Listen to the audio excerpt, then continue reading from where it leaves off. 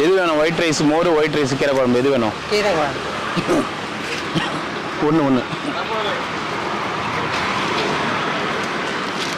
இந்தாங்க. பீட்ரூட் பொரியல் சாப்பிடுங்க. நமச்சிவாய. ஒன்று.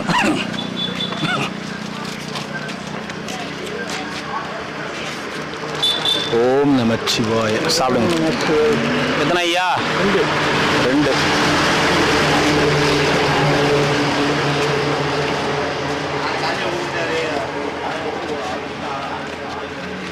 ஓம் நமச்சிவாய. பத்திரமா எடுத்துன்னு போங்க. கீழே போட்டுறாதீங்க. பொரியல் எல்லாமே கீழே போட்டுறாதீங்க. பார்த்து.